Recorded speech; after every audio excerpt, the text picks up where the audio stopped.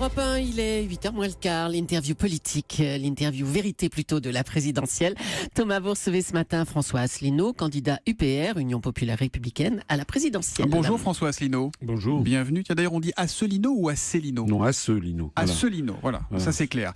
Vous avez 59 ans, François Asselineau. Quand il était enfant, François Mitterrand se rêvait, paraît-il, en pape ou en roi de France. Et vous? Non, moi je rêvais d'être ambassadeur de France au Japon. D'accord, vous êtes beaucoup allé au Japon, vous parlez d'ailleurs japonais couramment, je crois. Pas couramment, mais je parle un peu, oui. La politique, ça vous a pris quand? Ça vous a pris comment? Ça m'a pris après avoir passé 4 ans en cabinet ministériel dans les années 90 auprès du ministre du Commerce extérieur du gouvernement Balladur. Ça m'a permis d'accompagner, c'était sous la cohabitation, ça m'a permis d'accompagner François Mitterrand en Corée, au Kazakhstan. Et puis ensuite, j'ai été conseiller auprès du ministre des Affaires étrangères du gouvernement Juppé, Monsieur de Charette. Ça m'a permis d'accompagner notamment Jacques Chirac dans de très nombreux pays du monde et donc de voir au plus haut niveau de l'État quelles étaient les problématiques du gouvernement français, de la France, et de découvrir qu'en réalité les Français élisent des dirigeants qui n'ont plus les manettes. Alors, lors du débat à 11, il y a quelques jours, vous aviez dit, en accompagnant précisément François Mitterrand et Jacques Chirac, j'ai découvert que les dirigeants n'ont plus les manettes, les grandes décisions sont prises par la Commission européenne, par la BCE et par l'OTAN. Du coup, vous voulez le Frexit. Mais pourquoi jeter le bébé avec l'eau du bain? Pourquoi sortir et ne pas réformer l'Europe? Parce que j'explique qu'en fait, on ne peut pas réformer concrètement les traités européens. Bien sûr, on pourrait formellement le faire, ça n'est pas interdit. Mais pour réformer les traités européens, il faut avoir l'accord unanime des 27 autres États. Donc vous dites que c'est impossible? Il faut 28 gouvernements qui soient d'accord pour rouvrir les dossiers pour modifier des compromis qui ont 60 ans d'âge et au bénéfice des intérêts français, c'est-à-dire au détriment des intérêts des autres États. Et après, il faut les accords des 28 autres peuples. Il faut donc 56 accords unanimes. Ça ne peut pas fonctionner. On l'a vu. Regardez, comment s'appelle-t-il, Lionel Jospin en 1997. Il avait promis, après la dissolution, de renégocier les critères de Maastricht. Il n'a rien renégocié. Donc vous dites on ne peut pas négocier avec Jean-Luc Mélenchon qui dit j'essaierai de changer les choses de l'intérieur. Oui, mais sinon... M. Mélenchon sait très bien que c'est pas vrai. Il ment aux Français, comme Mme Le Pen qui propose aussi de renégocier les traités. D'ailleurs, vous avez vu M. Mélenchon il commence à y avoir des pourparlers avec M. Hamon. Mais si M. Hamon a dit qu'il allait voter pour Mélenchon au deuxième tour, parce que M. Hamon, semble-t-il, est dans les choux, M. Hamon, c'est un ultra-européiste. Ça veut dire que forcément, parmi les électeurs de Mélenchon, il y aura des cocus, excusez-moi. Et les cocus, ça sera, malheureusement, on voit très bien où ça va pencher. Mélenchon, c'est le Tsipras français. Voilà. Mais la vérité, factuellement, c'est que depuis 60 ans, François Asselineau, l'Europe nous a garanti la paix. L'Union européenne, c'est 60 ans de paix. On a appris à se parler, à ne pas rester chacun dans son coin, à se supporter, à s'accepter. Mais écoutez, si l'on sort de l'Union européenne, on restera à l'ONU et au Conseil de l'Europe. On aura 1000 moyens de parler avec nos partenaires. Et d'ailleurs, on restera dans 6650 traités. J'en avais parlé d'ailleurs ici même. Et vous aviez d'ailleurs l'une de vos consoeurs qui avait vérifié auprès du Quai d'Orsay si ce que je disais était vrai ou faux. Elle avait conclu que c'était vrai. C'est Géraldine Vossler dans le vrai faux et c'est exact. Et c'est exact, voilà. Donc, par ailleurs, l'idée selon laquelle ce seraient les directives sur le beurre de cacao, la taille des sièges de tracteurs de la Commission européenne qui aurait assuré la paix, ça fait partie de la propagande. Là, c'est une vision un petit peu caricaturale quand même. S'il y a eu la paix en Europe, excusez-moi de le souligner, c'est parce qu'il y avait l'équilibre de la terreur entre le pacte de Varsovie et l'OTAN. Et moi, actuellement, les risques de guerre, ils viennent d'où? Ils viennent pas de l'Allemagne qui est en plein déclin démographique.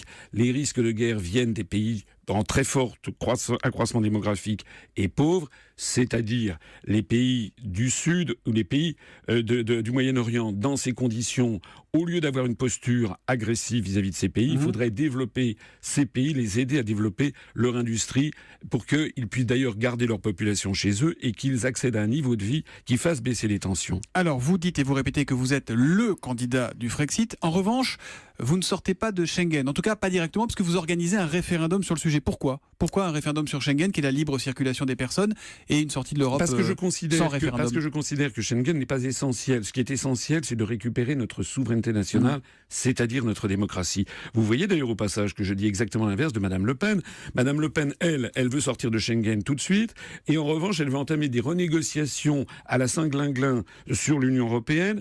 D'ailleurs, elle a dit récemment qu'elle sortirait peut-être de l'euro après les élections italiennes de 2018.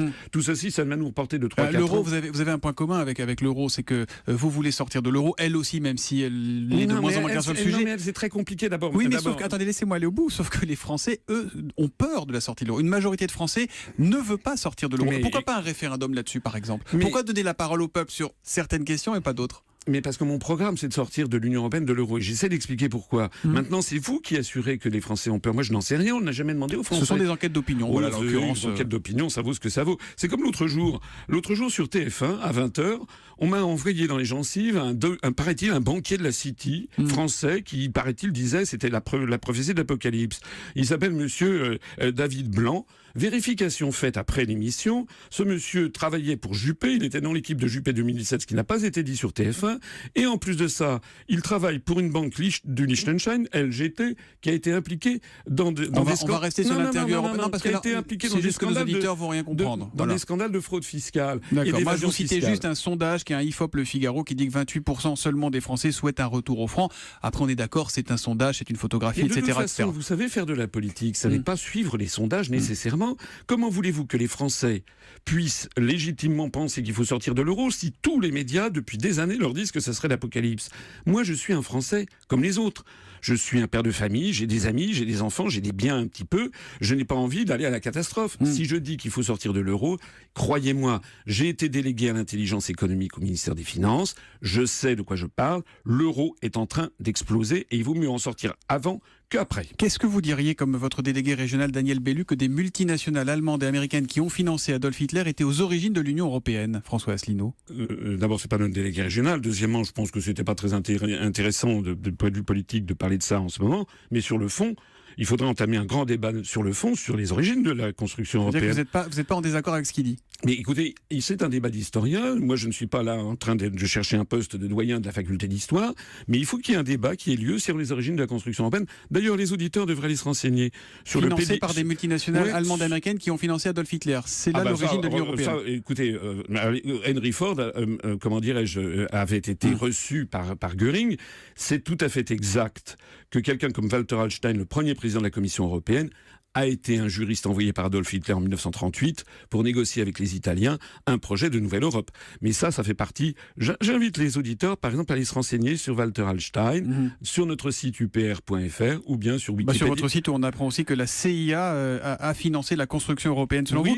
Non, pas selon moi. C'était le magazine Historia que j'ai sorti devant TF1 l'autre jour. Ça a fait... Vous aimez bien nous parler de TF1, mais là, vous êtes sur Europe 1 ce matin. Quelques questions concrètes sur votre programme, François Asselineau. Dans la France de François Asselineau, on roulera en taxi ou en Uber?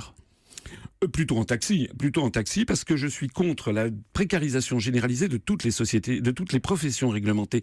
C'est d'ailleurs demandé par la Commission européenne. Les avocats, les notaires, les huissiers, les commissaires aux comptes, les experts comptables, les artisans taxis, les médecins, les pharmaciens, ils vont tous être ubérisés. C'est-à-dire qu'à horizon de 5 ans ou 10 ans, ils seront mis en concurrence avec des professions, les mêmes professions, mais des gens venus des pays de l'Est qui accepteront des salaires parfois 5 fois inférieurs. Est-ce que c'est vraiment ça qu'ils veulent? Si c'est ça qu'ils veulent, il faut qu'ils votent Macron ou Fillon, parce que c'est exactement la sauce à laquelle ils seront mangés. Dans la France de François Asselineau, est-ce qu'on ira faire ses courses le dimanche? Est-ce que les magasins seront ouverts? Moi, je souhaite qu'on reste dans la situation actuelle, c'est-à-dire que les petits commerces puissent être ouverts le dimanche matin, mais je ne souhaite pas que l'on ouvre tous les magasins le dimanche, parce que je pense que la loi du fric ne doit pas être la vertu cardinale de la société française. Les Français, ils ont un repos dominical, ça fait partie de notre identité, ça fait partie aussi du repos dominical nécessaire pour tout le monde. Moi, je ne suis pas favorable à la remise en cause de ça. J'ai une dernière question. Est-ce que vous connaissez ça, François Asselineau?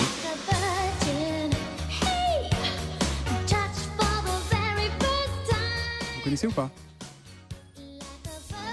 J'ai pas l'impression. C'est Madonna, non? C'est Madonna, exactement. C'est un clin d'œil puisque le lendemain du débat, vous avez déclaré « J'ai cru que j'étais Madonna ». Est-ce que c'est grisant une campagne électorale? Il paraît que tout le monde voulait faire des selfies avec vous. Oui, c'était rigolo. Bon, j'ai dit ça pour rigoler, pour faire un petit peu rire la salle, parce qu'effectivement, en l'espace de quelques heures, avant et après le débat qui a eu lieu l'autre fois avec les 10 autres candidats, d'un seul coup, je suis allé prendre un avion à Orly-Ouest et il y avait plus de la moitié des gens qui se retournaient sur moi.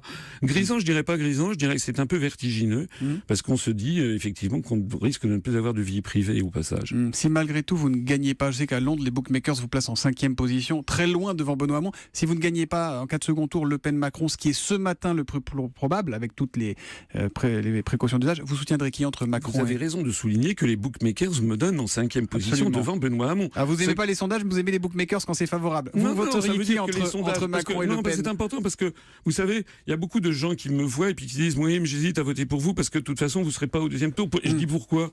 Et ils me disent parce que j'ai vu les sondages. Mais j'ai dit « Les sondages, ils sortent d'où ?» Les sondages sur Internet, au passage, me donnent des scores entre Macron et Le Pen, Macron ou Le Pen? bien audacieux est celui qui peut dire qu'il sera au deuxième tour. Moi, je suis absolument pas certain, comme vous, que ce sera Macron-Le Pen. Certain de rien. Merci en tout cas d'être venu ce matin sur Europe 1, François Asselineau.